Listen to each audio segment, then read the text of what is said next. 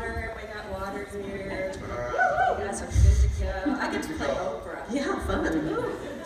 So tell us how you guys got started in pottery. Tell us about how that all happened. All the beginning. So my wise mother said, you should do this. She's the one that kind of got me excited about it. So I signed up, and I think the most important thing that I did, because I had no direct sales experience at all. I had no, none. So I think the most important thing was that I committed. I committed and I said, okay, well, if I'm gonna do this, I'm gonna do this. At the time, Matt wasn't involved, so that's why I feel like I'm answering this question, if you're wondering. We'll get to that. Yeah, we'll get to that. Yeah. So it was kind of my thing, you know.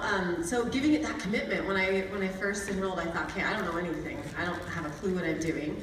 So I'm gonna give it a year. Amber mentioned this yesterday in our leader thing too, so there's a theme. Are you sensing a theme? You can hear that we committed. I committed. I'm going to give it a year, and I'm going to do everything that Melissa tells me, because she's technically my upline, right? You're like, I don't have an upline. I was sponsored by the home office, so I said, I'm going to do whatever Melissa said. So that's really how I got started. I did whatever you said to do.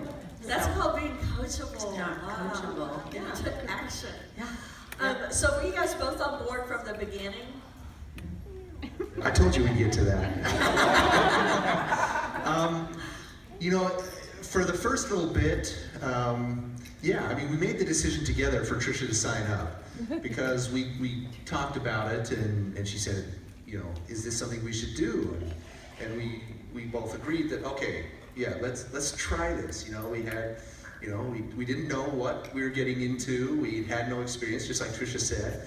And so, you didn't know a ducking booth would be involved? No, definitely not, or karaoke.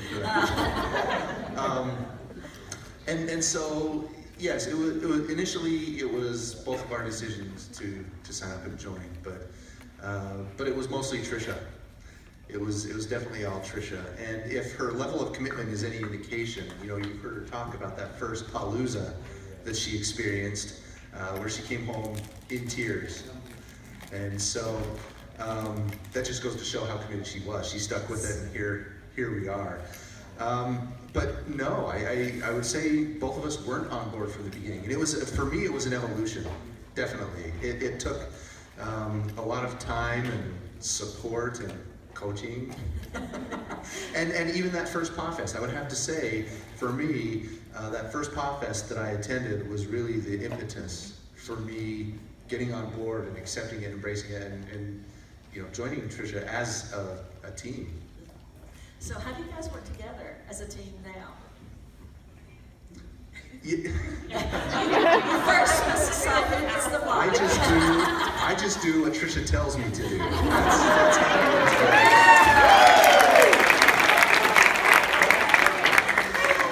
Well, just like anything, there's been some rough patches, if I'm being totally honest, because I am kind of a teller. I can be bossy a little bit. You saw it yesterday a little bit. So I can be bossy. So we had some great advice to focus on our strengths. What are we really good at? And so we wrote down everything that the business entails in a month. Like, what does it take to run our pottery business in a month? So everything, we wrote it all out on a piece of paper, and then we just divided. We went through each task and like, who's better at this? Or what do you feel that you're better at? And there's a lot of strengths that he has that I don't have. He's really good at, it really just the community aspect. That's something that I'm just like, okay, head down, let's do this, let's go.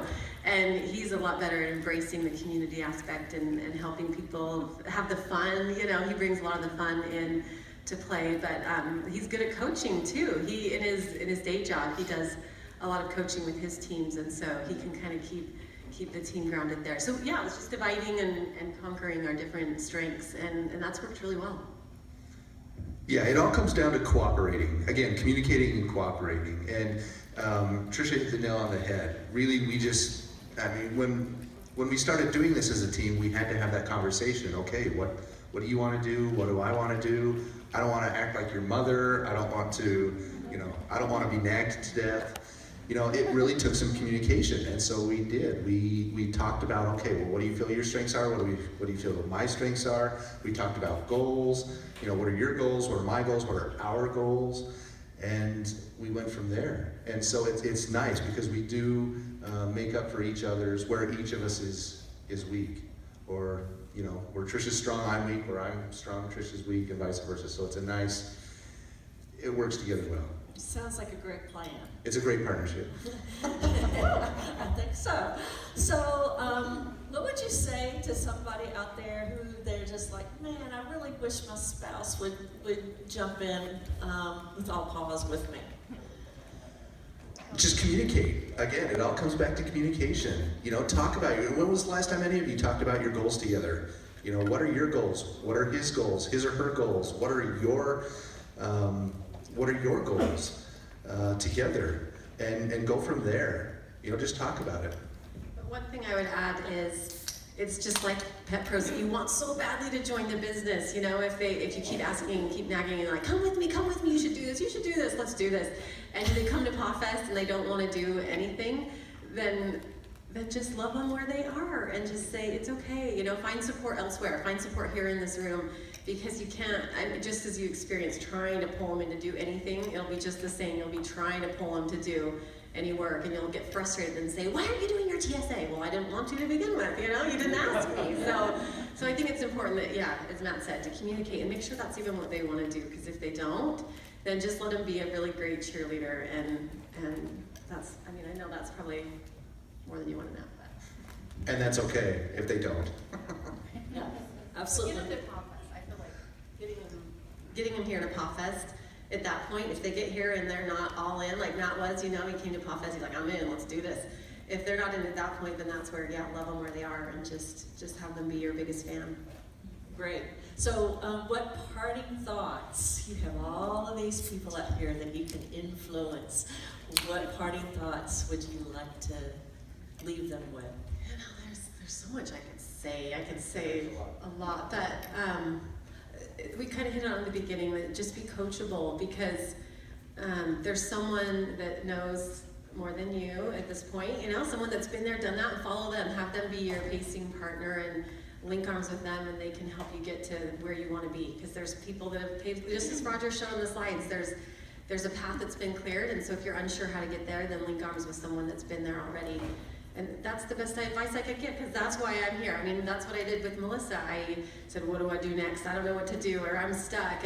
And that year commitment was huge, because I had a lot of resistance in the beginning. We shared yesterday in Leadership Day that I had a really, really rough start, and I had people that I thought for sure would buy, for sure. Like, these guys love me, they love my mom, you know, they'll buy, and they didn't buy. And that was a really tough start, to walk away from my first event and have 0 in new volume, 0 in new sales. I'm like, what do I do now? Where do I go to now? So that's when I reach out and say, all right, Melissa, what's next? What's the next option? So I would just say that commitment is huge, and being coachable and linking arms with someone that's done it before.